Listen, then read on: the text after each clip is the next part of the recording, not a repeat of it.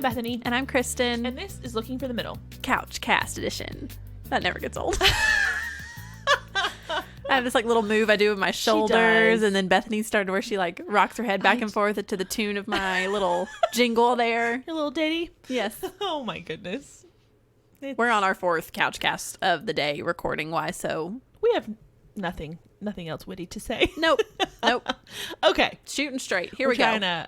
We're up against the time clock, so this one's got to be quick. So I'm picking a question from our list of listener questions. And I'm going to say number 12.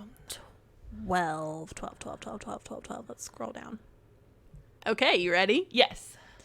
We were actually just talking about this question. Or I teased this question to Bethany a minute ago when we weren't. Oh, I know what it is then. Yep. Okay. How do you navigate clingy or borderline obsessive guys who share the same friend circle? So, little context here. She said there was a guy who pursued me for a very long time. I turned him down multiple times, and it's been a good while since I've cut off contact, but he is still trying. What do I do? Oh, man. I think we've both dealt with this, whether directly or indirectly, in the past. Yes. This is a tough one. It's so tough. I think particularly, and this is going to sound so stereotypical, but particularly as a Christian woman. It is. We feel so much pressure. I have to be don't kind. Be rude. And I don't have to be rude. I don't need to be rude. And I don't need to be harsh.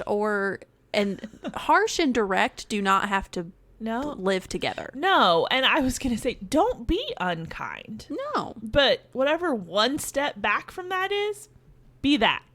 And I don't mean that in a snarky way, but I'm just saying, you don't have to be super bubbly and talkative and put up with that. You can make it clear that you, especially if he has gotten to the point of asking you out or saying something and you have turned him down, if it's just this like give and take, oh, he flirts and he's always around and it's kind of like annoying, well, don't be a jerk to that guy. But if he has asked you out, you said no, okay, we'll give him a second time just to be generous. And you said no again. After that, there is no excuse. He should leave you alone. And I don't think there's anything wrong with escalating that if you have to, whether it be a trusted friend in your circle, whether it be, I would bring my dad in if it were me. I mean, if I was, even now, I'm like, I would say when I was younger, but honestly, I'm 33. And if I was dealing with a guy in my friend circle who had gotten to a point where I'm like, he has asked me out multiple times. I've told him no, he won't leave me alone. I don't like going to events. I don't like going to hang out with my friends. I don't like doing stuff. I would say, hey, Dad, I need you to step in. And that carries a certain weight that me talking to a guy just doesn't. So that's what I would do. Yeah, I've done that before. Have you? Yeah. Now it was in high school, but I would still be comfortable doing that even now. Absolutely.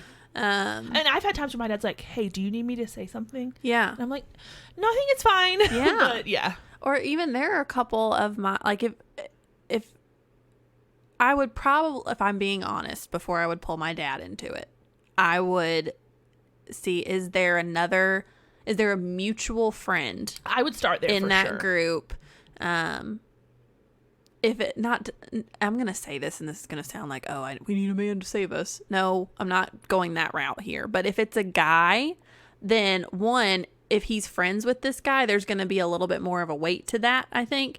And I think it's going to communicate the seriousness of it when you're pulling. It's not like, oh, I'm bringing Bethany along with me to like, because she's kind of my best friends kind of thing. Do you get what I'm trying to make that distinction? Because it also says too, hey, other people know about this. Other people are aware of it's inappropriate behavior at this point. So I think that's totally fine. And yeah, I would do that first. Yeah. And if he's just barreling through that wall too, then I would say talk to your dad. And at a certain point, if you go to the same church, talk to the pastor. I mean, that's not something that should be allowed to continue. Yeah. I mean, and because that's what I say. I don't know that I've ever directly dealt with this, but I have had multiple friends who have been the one dealing with it.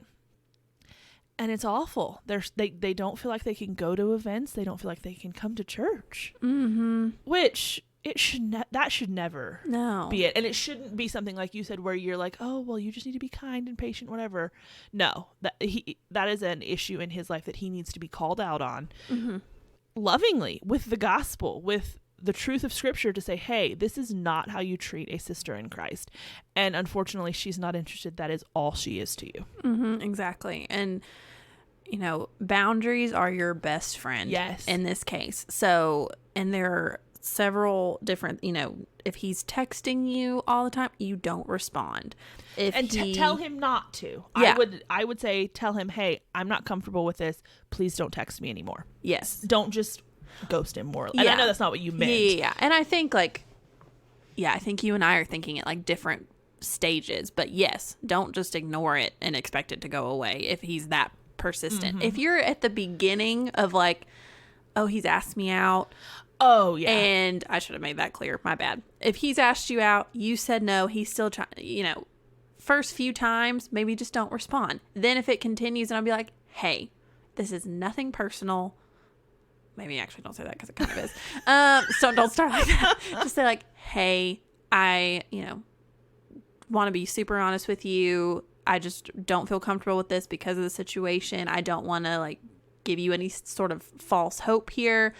So I just don't feel comfortable texting you. So if you just would mind not doing that anymore, that'd be great. Yeah. You can make that sound a lot better than what I just said. But texting, any sort of like social media contact. Technology, communication. That's not the right way to say that. But yeah, social media communication would have been a better way.